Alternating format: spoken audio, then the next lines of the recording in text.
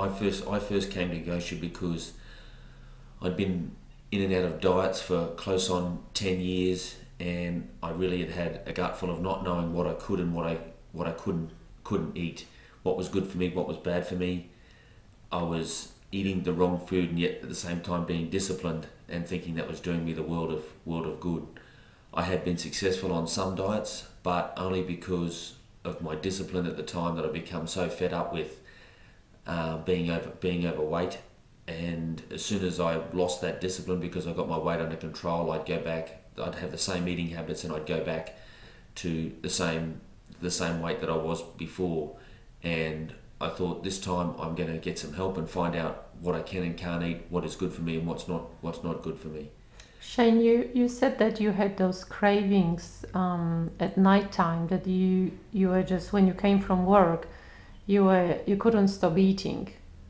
Actually, when I was good, I was very good. When I was bad, I was very bad. From about 8 o'clock till 10:30, I could eat a bowl of ice cream, a block of chocolate, and a packet of chips, all in the one sitting, plus throw in some watermelon or whatever else. There was just times at night I just couldn't feel myself. There was no amount of food that I could put in my body that would fill me up. The It's best such thing, a common problem which I see here, that people don't eat enough during the day, and then at night time that's what happens, that the cravings are so severe that they're not able to satisfy those cravings. So yeah, that's... Well, the thing that I wanted to clear is all the myths out there about what food is good for you and what food is not good for you. For instance, if you had said to me before I met you that eating bacon and eggs was going to be okay for me to eat, I would have said no, that's not right. I would have preferred to have bread or a cereal or something like that, and yet I was being disciplined by having those things because I would prefer to have the other, and yet it was not helping me in my weight loss program. You also were saying that you were quite bloated, because obviously you had lots of foods which were high in sugars, or too much of it basically. So I remember at the beginning you were saying that you were quite bloated. Yeah. Absolutely, because I was eating at the time all the wrong foods. I thought they were the right foods to eat because of what I'd read and seen and listened to on various ads, etc. And it wasn't until then that I decided I need to find out what's the right foods to eat.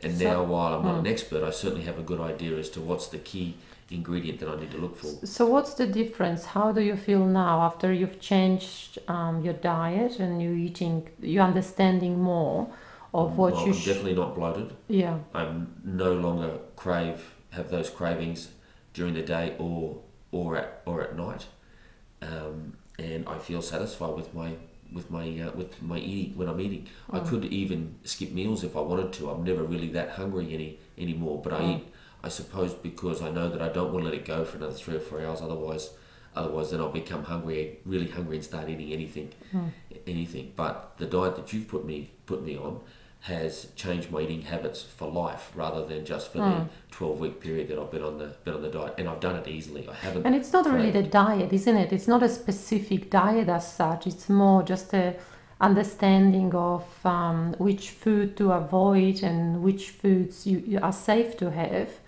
And I think that's the secret. That's when you've got that understanding of the choices you're supposed to make, then it's not that hard. I mean, you still have to watch what you're eating, but it's not such a huge effort. You're not on a diet as such. I'm still pretty much eating the same thing as what my family is eating. I just change it subtly. I don't have potato at night, whereas they do. I don't have bread or toast in the morning, whereas they do. I've just had to pick the foods that I know work for me, and it's not a great change at all. Last night we had pizza, so I picked a pizza base that fitted into my so you can still enjoy the foods which everyone loves, but from time to time, not always. You can have them sometimes, isn't it? Yes, that's right. That's what I do too. That, I still have sometimes bread and pizza, or some sweets, I but think not the all the difference time. is you don't crave them all the time, Yeah, whereas and before, that's you're more in control of what you're eating instead of yeah, the food is not in the food is not controlling you anymore. That's the secret. well, with other diets, I've had to be super disciplined to get through the 12-week program or whatever it is that I need to lose the 10 kilos that I wanted to get down.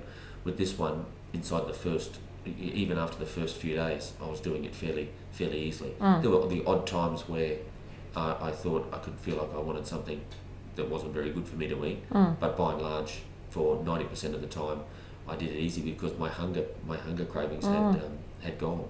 And I think a few other things you mentioned to me might happen is that I wouldn't get the 3 o'clock, the afternoon sort of 3 o'clock sluggish behaviour, and that went. Certainly, I had a lot more energy, and yeah, just overall lost all the cravings. Even the times that I did have a bit of chocolate, or I went to a barbecue and had a few foods that I wouldn't normally have. I could normally go to a barbecue and just eat from the minute I get there to the minute I leave, and I didn't have those cravings at all. That's great.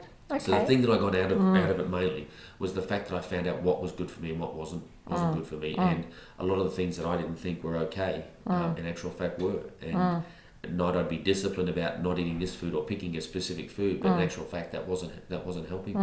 And the biggest thing is that it's got rid of my cravings. Cravings I've had for over 30 years have now gone. Fantastic. So thank you. Thank you.